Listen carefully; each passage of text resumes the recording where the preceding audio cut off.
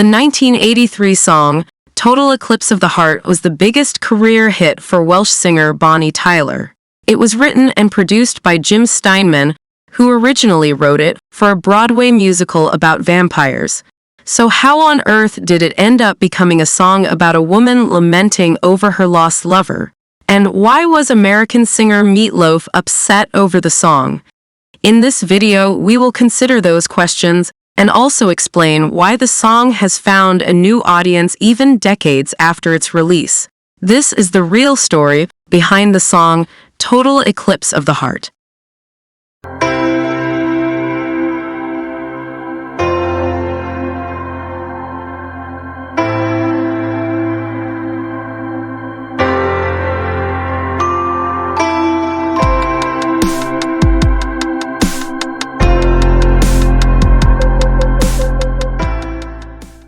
Total Eclipse of the Heart, a chart-topping power ballad performed by Welsh singer Bonnie Tyler, made its mark on the music scene in 1983. Written and produced by American composer Jim Steinman, the song was featured on her studio album, Faster Than the Speed of Night. It reached #1 on music charts worldwide. It spent 4 weeks in that position in the US.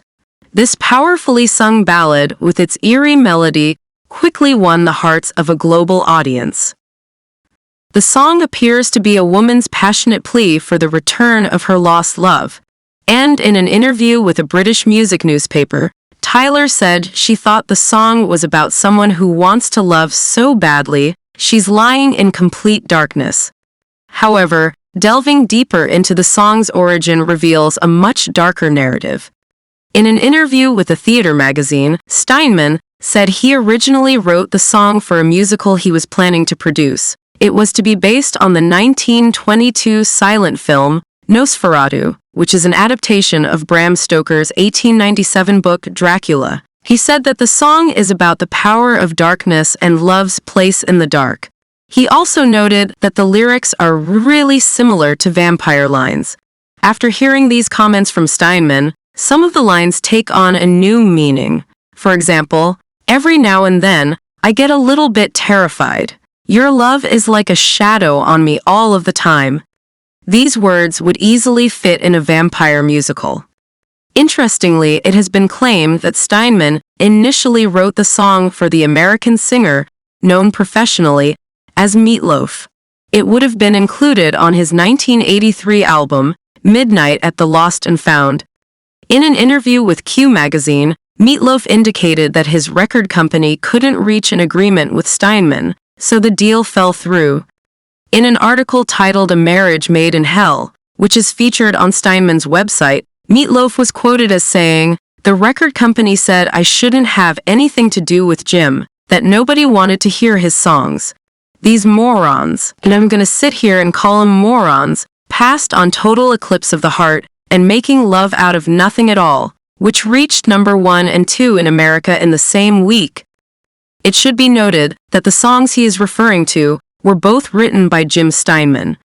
All Miklós could do was sit back and watch Tyler reach #1, while the group Air Supply was right behind her at the #2 spot. These were songs he felt should have been on his new album. However, in a 2014 interview with the Irish Times, Tyler seemed to suggest otherwise.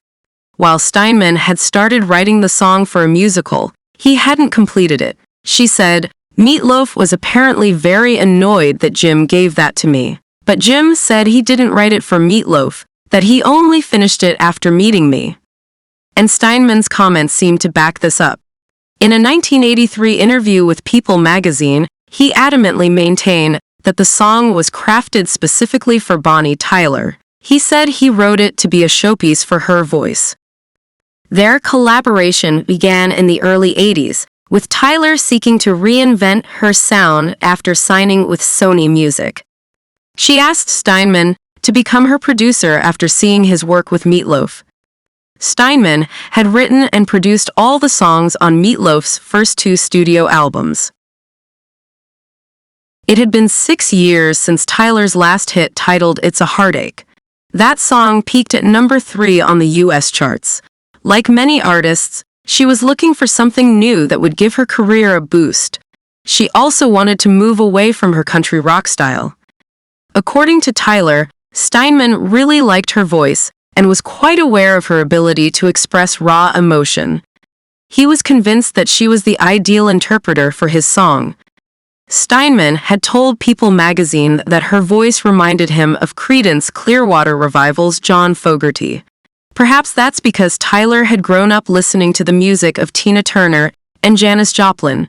These two singers were known for their strong, raspy sound. Clearly, they had greatly influenced Tyler's singing style in her early years.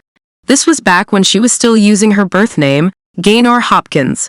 She said in a 2021 interview with the Daily Mail that she changed it to Shireen Davis for two reasons. First, she never liked the name Gaynor. And second, she wanted to avoid getting confused with the Welsh singer Mary Hopkin.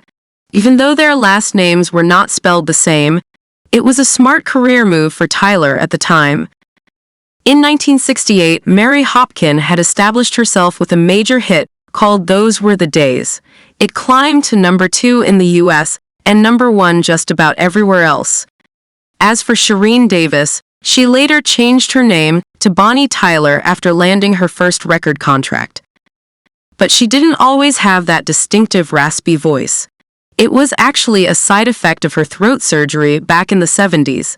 Tyler had spent years singing in nightclubs while living in Wales, but by 1976, she developed throat nodules. Throat nodules are growths on your vocal cords. Some are as small as a pinhead, but can grow larger. They can come from straining or overusing your voice when singing or yelling. Usually a person just has to rest their voice. Unfortunately, Tyler didn't do this. In a 2014 article from the Irish Times, she described herself as a naughty girl who wouldn't stop talking. Thus, she wound up having surgery on her vocal cords, and it took much longer than expected to heal. But after the procedure, her voice developed that distinctive raspy sound. Such a side effect would probably end the career of most singers, but Tyler was able to take advantage of her new sound. After getting word that she would be singing Total Eclipse of the Heart, she told The Times, "I just had shivers right up my spine. I couldn't wait to actually get in and record it." Steinman also enlisted the talents of singer Rory Dodd. He was an experienced backup singer who had previously worked with Steinman on various other projects.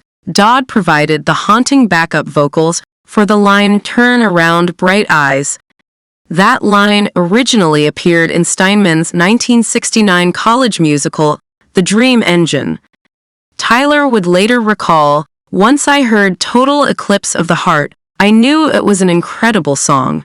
I poured my heart into singing it, and I believe that emotional connection resonated with listeners." But she didn't think the song would make it to the radio since it was nearly 7 minutes long. To a radio station with time constraints, that's an eternity. And since they get paid from advertisers, program managers would rather use those extra minutes to run more commercials. So when the single was released, it was shortened to 4.5 minutes. However, this was no ordinary song. The instrumentation combined with Tyler's delivery captivated listeners. They wanted to hear the whole 7 minutes. Thus, many radio stations had to play the full album version. A 2021 article in Rolling Stone described it this way: "No DJ ever dares to fade it out early because everybody's favorite moment comes at the very end." The part they're referring to is when Rory Dodd ends the song with his high-pitched solo. In the music video, Steinman's goal was to maintain the vampire theme. That explains why the video, with its haunting visuals, was filmed in a Gothic-style building that was once used as an asylum. To create this effect, Steinman drew upon his own background in musical theater. He chose to have Tyler dressed in all white against a blue backdrop. He borrowed the concept from a scene that appeared in the 1976 science fiction movie, Future World. He used this scene on the left from the movie to create his storyboard for the music video on the right.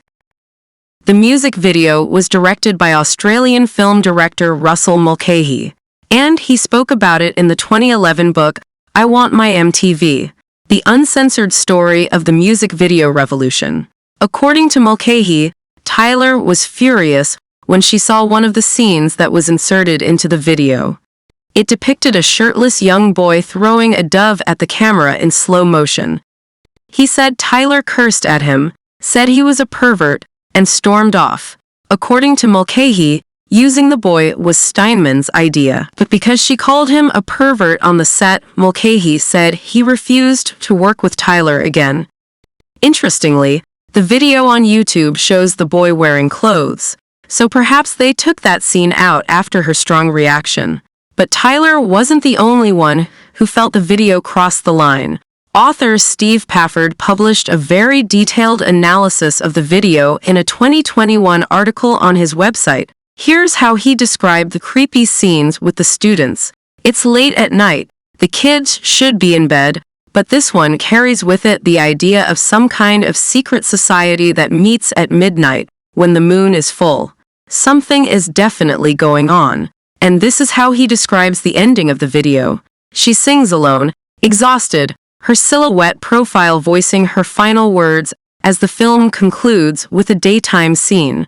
Things are normal again. Pafford appears to be describing a bad dream that eventually comes to an end. Another take on the video was featured in a 2017 article in The Vulture. The title says it all, in praise of Total Eclipse of the Heart and its sublimely ridiculous video. Clearly, the music video had its critics, but with over 1 billion views, it's also one of the most popular on YouTube. The video was filmed at the old Holloway Sanatorium in England.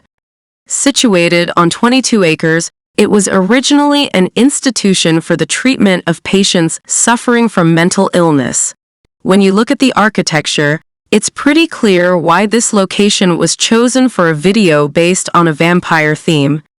In the music video, there are scenes of Tyler walking toward a window in the dark that are very similar to the Nosferatu movie from 1922. In another scene from the music video, we see someone walking through a door into a dark room. This was also inspired by the 1922 film where Dracula is doing the same thing. Remember, Steinman initially wrote the song for a vampire musical based on this movie. Thus, he wanted the video to feature his original concept. Despite its critical acclaim and commercial success, Total Eclipse of the Heart faced formidable competition at the 1984 Billboard Video Music Awards. Nominated for Best Performance by a Female, it ultimately lost to Cyndi Lauper's Girls Just Want to Have Fun. It was also nominated for Best Overall Performance in a Video, but no one was beating Michael Jackson's Thriller that year. Bonnie Tyler's success also solidified her status as one of Wales's most influential singers. That list would include, among others, Tom Jones, Shirley Bassey, and Charlotte Church. However, topping the U.S. music charts with Total Eclipse of the Heart distinguished her as the first Welsh artist to achieve such a feat in the U.S. The song went on to earn a multi-platinum rating with over 6 million copies sold. Tyler also earned a Grammy nomination for Best Female Pop Vocal Performance in 1984. Irene Cara took the Grammy that year for Flashdance. As for her album, Faster Than the Speed of Night, it sold millions of copies worldwide, becoming one of the most successful albums of that decade. It also received a Grammy nomination for Best Female Rock Vocal Performance, but Pat Benatar got the Grammy for Love is a Battlefield. Total Eclipse of the Heart would eventually find its way into Steinman's 2002 Broadway musical, Dance of the Vampires. He simply changed the name of the song to Vampires in Love. Of course, adding the song to a Broadway musical in 2002 also exposed it to a new audience, which resulted in additional record sales. The song has been covered by several other artists over the years. Also, Tyler has released updated versions on her later albums. The song often sees renewed publicity during solar and lunar eclipses. That's because the lyrics compare a failed relationship to an eclipse. For example, the song received a great deal of media attention during the 2015 eclipse, and Royal Caribbean Cruise Lines capitalized on this in 2017 when the world experienced another total eclipse. The company featured a total eclipse cruise in which one of its ships would enter what's known as the Path of Totality. Royal Caribbean went all in on this event with cosmos-themed drinks like Eclipse Sunrise and Moon Dust. They threw what was described as the ultimate viewing party on the night of the eclipse with a live concert. Bonnie Tyler was featured on that cruise along with American rock band DNCE. Tyler's memorable performance cemented the song's legacy with an actual eclipse. Royal Caribbean even streamed the event on their Instagram page. Around that time, Nielsen Music reported an over 500% increase in record sales, and the song hit #1 on iTunes. Decades after its release, Total Eclipse of the Heart continues to entertain audiences of all ages. That says a lot about the song's enduring legacy. So, despite Steinman's original plans for the song, when most people hear Total Eclipse of the Heart, it's safe to say they are not thinking of vampires. Rather, the song's message of love, loss, and redemption continues to inspire and uplift listeners. And thanks to Tyler's ability to draw audiences with raw emotion, Total Eclipse of the Heart has earned its rightful place among the greatest songs of all time.